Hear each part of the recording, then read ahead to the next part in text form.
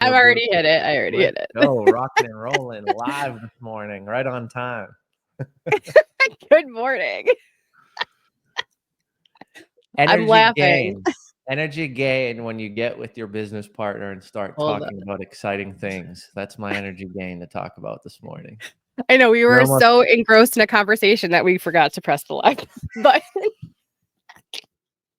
Hey, we're having fun. That's what life's for, you know? 100%. If I'm going to get up at 4 a.m. and I'm going to get on a live at 6 a.m. Central, you got to have fun, you know? That's what this life's for. Well, and I think I was pulling some clips from our lives. And there's a ton of clips of us laughing. So, I mean, it's good. We have fun. We love it. Well, How are you doing? I know there were tornado issues yesterday and the day before. We are all good. It was it's one of those moments where, you know, you hear the sirens for 5-6 hours straight at night, and it inflicts fear, right? You know, the dogs are crying all night. The kiddos were asleep, which was great. But, you know, Caitlin, my wife, she was, you know, just worried, right? So it puts you in a shift change around your emotions. But at the end of the day, it was fine. All our friends are safe, checking in on folks. The flooding was probably the bigger issue, I think, for a lot of people around where I'm at. You know, the creek's overflowing. A friend of mine I saw late last night, I got to give him a call today. He's building an event venue and renovating it, and it was up to his waist in water. So there's definitely some damage. There's definitely some heartbroken moments for a lot of folks, and just hoping that we can get them the resources they need, you know, and give a helping hand. So I'm assuming, you know, the work that I do with the homeless, and a lot of those folks are down living in those low level areas near the water. So I'm hoping, you know, not a lot of lives were lost, especially the folks that are homeless that live down near the river and things like that. I know that they don't have a lot of possessions, but when you go and you talk to these folks and you hear their story, you start to understand why. It's not always drug abuse, it's not always addiction, but a lot of people just had a rough go and turned to that because it was so rough. So just hoping those folks are safe too, and just because they're homeless, they're still lives, they're still people. So I'm just hoping that, you know, next time we go feed the homeless in a couple weeks, that there's still some of those faces there, or there's, you know, good stories of they're not in that situation anymore. Not that, you know, bad things happened with that flash flooding. So it'll be another period of time, I think, where Nashville has to join together and lean on community. And I think there's a lot of people that want to help those people. So I love that. I mean, I don't love that it's happening, but I love that that's just the best part of community, is when everybody can come together and, like, for the greater good. I love that so much. Okay, so energy drains and gains. Good morning, everybody. Yesterday I was solo, so I did talk a lot about what do I know to be true, just because that's how I start my day. I know that it's Friday, right? Like, I have to, like, center myself just talking about it. I know it's Friday. I know we've got a lot of things coming up. It's going to be the end of the school year soon. I know that parents are panicking about, like, what do I do with my kids over the summer? We're doing all the things, right? Like, things are coming to an end while we've got new beginnings happening. What are some things that we can think about today, in regards to, like, especially if we have a busy weekend, right? Those weekends are coming up they're going to be booked with holidays and family and all those things. I think a lot of times when you're overbooking your weekends, that can be a huge energy drain, because especially if you're working all week and you have no time to yourself, even when you get home, and then now you're looking at an overbooked weekend. Is there something that people can do to sort of gain energy? And also, like, what if they can't say no to those engagements? Does that make sense? Like, they have to do the thing, so they know there's not going to be a lot of personal time coming up. Is there something quick and short that they can do in their everyday life when their schedules are kind of packed and they're feeling drained from that? The first thing that comes to my mind, and Caitlin, my wife, and I were just talking about this the other day. I've got a pretty big travel schedule coming up this month in April. And you're right. It was an energy drain. Like we were talking about it. We're looking at, okay, Jim's coming back from a men's retreat. Then we're going to see family. Then, there's one day we come back and then I go to Dallas. It's not, we don't have, our kiddos aren't running around crazy yet. We've only got a two year old. But for me, a lot of the travel stuff comes into play when it comes to the weekends as well, right? Because business is typically Monday through Friday, the travel schedule is on the weekends. And there is conferences I'm attending and things I'm speaking at that are on Friday, Saturday. So I think it really just comes down to communication, right? You're talking about kids, you're talking about school getting out, you're talking about business. Who do you actually need to communicate with to get a temperature check? And I use the word temperature check, meaning like, what is super hot on that list that you need to talk about with your partner, whether it's your business partner, whether it's a friend, whether it's a family member you're going to visit, whether you need to reach out to the hotel or the Airbnb or the science center just to get some more details. But what are those hot buttons? What's hot around the temperature check that you need to communicate around? And most of the time, there's just so much going on that we just don't want to face those things that we need to talk about. So I would just say get a temperature check with the person that you're navigating your world with, whether it's business, personal life, kids, step parents, whatever it is, and just get a temperature check. What's the hot buttons that need to be handled with them, and then share your hot buttons. Right, to your point, Rachel, like it is extremely complex. We are getting into that season where the weather turns, kids get out of school, um, business starts to boom a little bit. Not in all industries, but more people are out, more people are doing, more people are consuming. With consumption, there's more people making more revenue. So now they're going to go and then spend probably 30 to 45 days later. So you've got some of these cycles that are starting to move into place. So business is busy, family life is busy, kids are busy. How are you communicating with the person you need to see what those hot buttons are around the busy schedule? I think at the end of the day, there's always work before the work. And we tend to take the shortcut, meaning like, oh, we'll figure it out. Oh, it will be fine. But there is some things we need to talk about. There are some things we need to put in place to protect the energy, to protect the adaptability, right? I'm someone that I can adapt around ideas, but I like a hardline schedule. Me and my wife just had to talk about this more recently, right? She's one of her strengths is adaptability. And I was talking about this the other day. So, just over communicating and understanding what is important and what needs to be done before that comes up. Because at the end of the day, scrambling, especially with kids, scrambling, especially with business commitments, holding it all together is extremely tough, right? There's no sugarcoating that, especially in busy season. Yeah, my husband and I had to do that because when my kids were younger, especially because I was booking all of these activities for the kids and for us to do as a family. But my husband works in construction. So sometimes he has to do stuff on the weekends, especially we also do docks. We're in Michigan, so there's lakes everywhere. So you take out the docks and then you put docks back in. So it's going to be dock season again. And he would have to continuously tell me, like, it's dock season. I can't do anything with the kids on the weekends. Like, why are you like booking all this stuff and expecting me to be there? And so we had to have that real conversation of, um, if I'm booking something, I really had to decide, uh, do I want or need my husband there for this, or is it just something that mom can do with the kids? Because we had to have the conversation, which is a tough conversation of, you can't complain that I'm working too much and then complain that like there's not enough money to do things, right? Like I have to work to bring you the money to do the things, but I can't do the things because I have to work.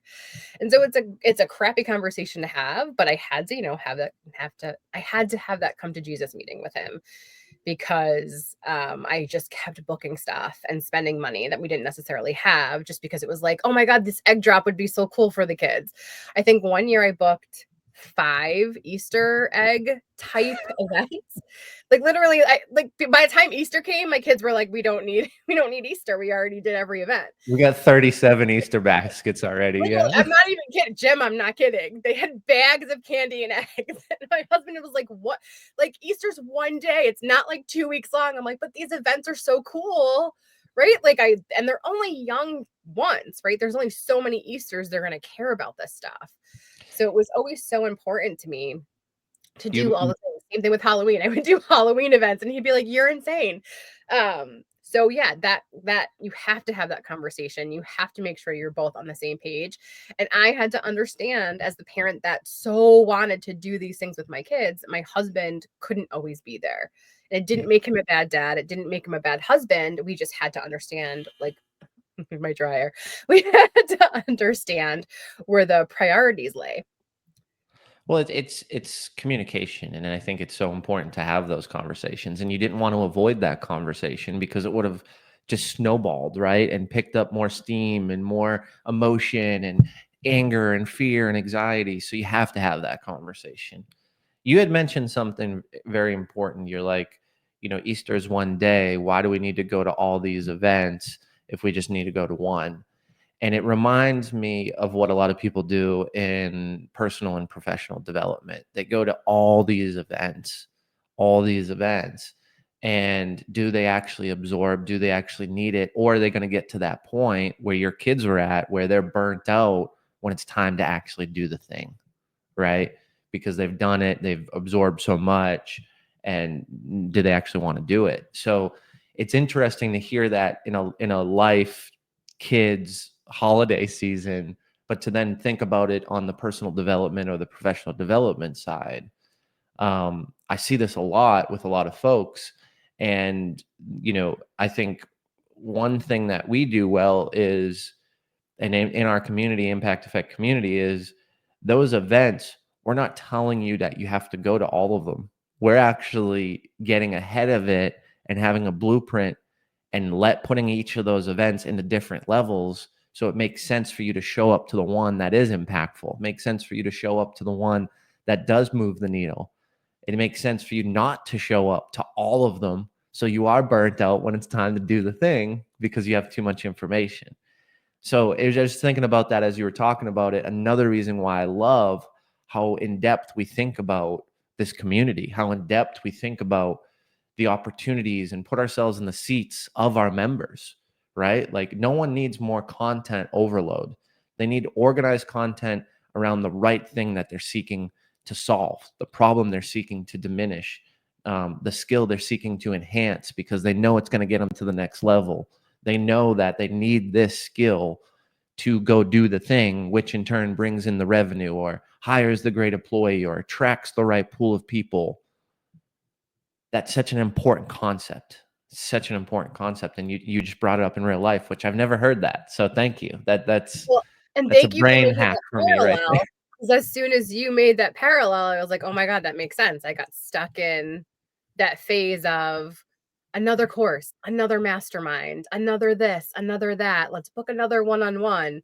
The most important thing I think I learned from one of my coaches is I tried to call something like an accountability session. And he's like, no, I don't call it accountability sessions. And I was like, well, why? He's like, because I can't make you accountable.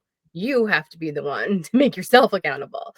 So whether you're going to do the thing or not, he's like, that's not my business. So like, you have to do the thing. And I think that's part of the reason why I love like the community that we're building, is because our goal is to help people take action, to get out of that learning phase, to get out of that phase of like, well, maybe this course will help me do the thing. No, you actually have to do the thing, right? Like, so our whole thing is we're looking for people ready to take action. We're looking for people that are ready to take that next step, that are done packing their schedules with the learning phase, right? More courses you're never going to finish, more free PDFs you're never going to write or fill in. Oh my God. Which I told you I would show you my PDFs. Do you want to tease that and we can save it for another day? Go I ahead. can Tell us. show it to you. Want me to show it to you? Okay, Tell us hold on. all about it. Yeah. We talked about So it. Rachel was telling me that she would get into the lead magnets. She would register for something. She'd attend something. She'd grab the freebie, and she started printing these out so she could see how many freebies she was grabbing. She could organize them, see what made sense, what didn't make sense, what was kind of junk, what was a good lead magnet, what was a bad lead magnet. And for those who don't know what a lead magnet is, it's a piece of information. It can be a video, it can be a PDF, it can be a template. Some people call them white papers. It can be anything that you are giving someone value for free, and they give you their contact information in order to receive it. So then we know that they're a warmer lead in the sales cycle because they align with you. They wanted to understand information in which you serve and sell or teach. So Rachel was telling me she has a ton of these. So now she's got the binder You out to ready to show see her. them? All right, ready? There's 2 3-inch, and these are just the ones I printed. These aren't even like all of them. I'm not even kidding. Those are Oh all my gosh. free PDFs that will change my life, that will bring me all the money, that will do all the things. I even like color coordinated some of them I can in see. like the niches they were in, right? Like not one is filled out. Not one. So you have the And I got information. addicted to the Yeah. learning phase. Yeah.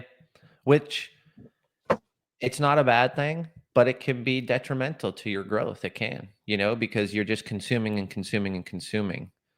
We've all done it, right? Like Rachel's no different than me, besides she printed that shit out and organized it. I went to UPS literally for half a day. That's what happens when you're on an ADHD high, though. You're like, I'm going to print these and I'm going to organize them. Am I going to fill them out? No, but they are printed and organized. It's interesting because I think you're speaking to a lot of people today with just sharing that and being open and honest and real. And what that tells me is how beautiful this community is that we're building, because we are going to be real with you. We are going to be honest. We are going to be vulnerable, because I believe that the depths of my lows will create, the tops of your highs, in hopes that something hits, something makes sense, something's relatable. And maybe it's not for you today, right? But maybe in 2 weeks, you hear something that kicks your butt, that says, you know what, I'm going to go and fill out those PDFs in that binder. I'm going to go take 2 and I'm going to implement them in the next 15 days. Maybe it's something where you get on a live call with us and you share feedback, and you have 10, 12, 15, 20, 30 people pouring into you on that one subject that you need help with, that you need clarity on, that you need strength around, right? We often forget that, community started with tribal and tribes hundreds and thousands of years ago, where we needed strength to get through the day. I mean, we needed strength to, oh, we didn't kill food when we were hunting. We didn't gather berries. We need that strength, that mindset, that motivation that we're going to be successful the next day, right? Caitlin and I were watching one of those shows, those survival shows. I think it's called Afraid. And Afraid or naked and afraid or Not alone. Naked and Afraid. We watched that one. Both. We're not a big fan of the naked one. We're kind of like, eh. It's also like you wouldn't just be naked in the woods. You would build clothing. Fine. Anyways, I'll go into a whole thing about that. But um, we were talking about that show Afraid, and what it came down to was they bring 10 things with them. You can bring 10 things that allow you to survive, right? Like that magic number will get you through. What the biggest issue is that mindset around, I didn't find food today. Am I going to find it tomorrow? And I think we can relate that back to the strength that any community gives. In those moments when you're afraid, you're alone, you're trying to survive, you don't have that community, you don't have that strength, you don't have that resource, you can't have that conversation with someone. So for them to survive in that show Afraid and win the $250,000, they had to have their own strength. And most people didn't fail because they were hungry. Most people didn't fail because they didn't have a knife or fire or equipment. Everybody had built a fire. Everybody had rain gear. Everybody had a shelter. It came down to the food. And the person who won on every single season had their own strength to get through the next day. To say, you know what, I'm going to find food tomorrow. I'm starving. I'm hungry. We failed today. We failed again. We failed again, but it's going to happen tomorrow. And then it happens. And what it teaches me about community is the other 19 contestants needed community. They needed someone else to strengthen them. They needed that inspiration. They needed that motivation, and they needed a new skill set. Some people couldn't get food. Their hunting skill set didn't work. When others who were successful and survived the show used traps or different methods. Like one person was using a spear, the other person was using a hook and caught tons of fish, right? So they had different opportunities around skill sets. They had different ideas, but a majority of those people didn't make it through because they didn't have the strength of someone else helping and guiding and motivating. And that's what is such a parallel to impact effect community, is like, you can be the one person out of 20 that survives this and does it all on their own, right? But we know for majority of people aren't going to survive that. They're not going to have the strength. They need the community. They need the belonging. They need the help. They need the push, and they need to take action. So something as silly as a game show, whether you're naked and afraid or just afraid, shows me that out of 20 people, there's always that one person who can do it themselves. And it had me thinking, wow, I used to be that person. And sometimes I did it myself, right? Sometimes I bustled through it and I succeeded. And then other times I fell short. And other times I needed strength. And other times I needed new information. And other times I needed to just talk it through with others. And it just shows to me that you can get through this maybe once, maybe twice, maybe 10 times. But why not be in community? Why not spend time with people so you can get through it every single time and do it with less damage and less stress and less headache around the thing you're trying to do, the impact you're trying to make, and what you're trying to accomplish for yourself, for your family, and ultimately for your legacy, for your name. Yes, take a deep breath. I think the show is called Alone because we're obsessed with it. My husband watches it all the time. It might And be fun, yeah. I think it's Alone. And what we get fascinated about is the people that go on that are so confident they're going to do amazing are the ones that miss their families the most. And that's why they leave the show, is because I miss my wife, I miss my kids, I need them here. And so that's the parallel that Jim is making, is basically like, you don't have to do this thing, this business, this life, this solopreneur thing alone.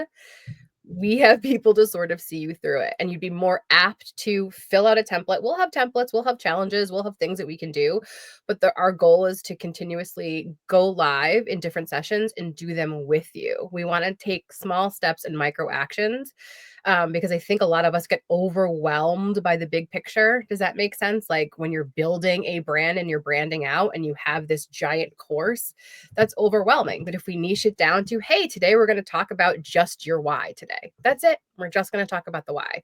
And you can get clarity around just that micro action. Those little micro actions become huge, big steps. So Yeah.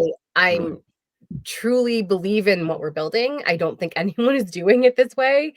Maybe we're crazy. Join the community and find out if we're gonna go insane or not. But I think the both of us, we get energy gains from helping people.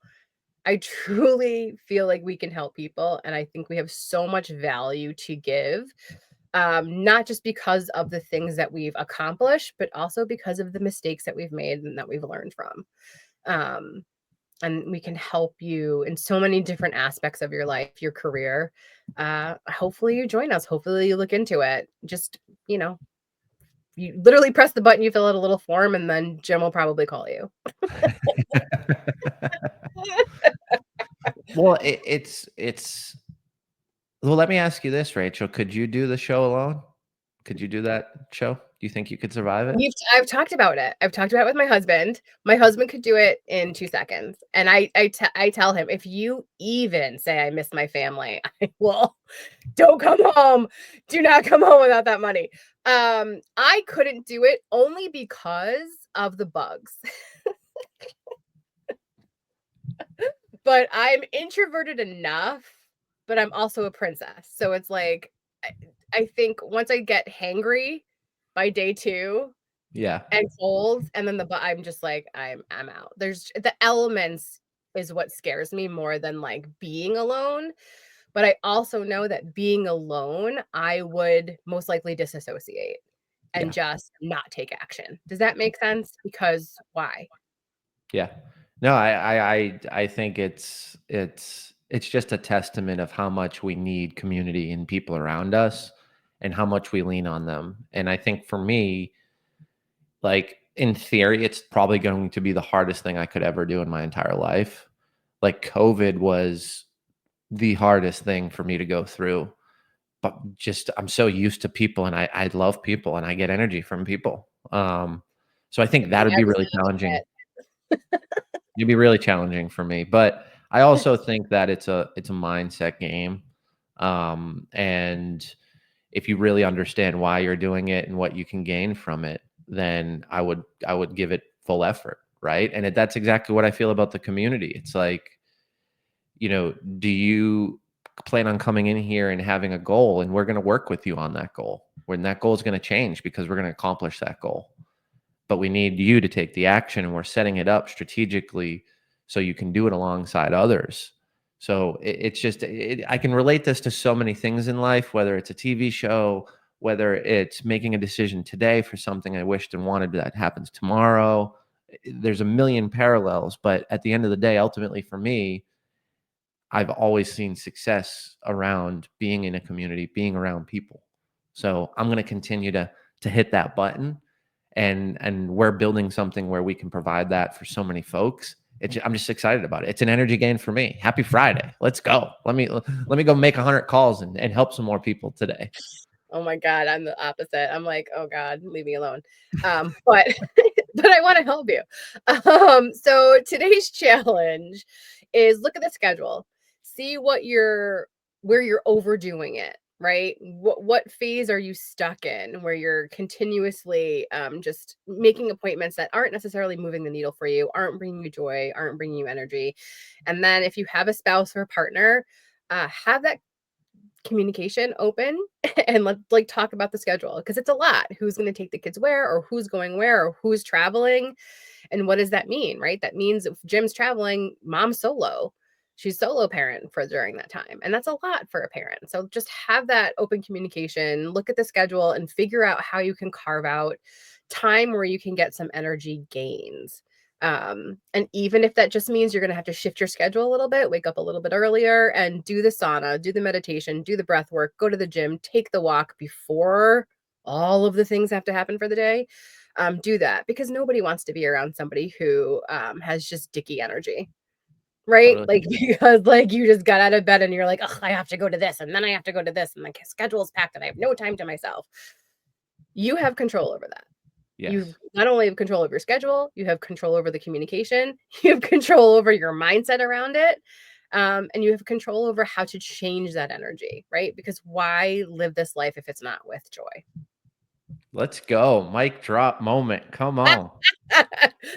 All right. Bye, everybody. Have an Have a amazing great weekend. day. Oh, have a good weekend. Oh, yay. Have a good weekend.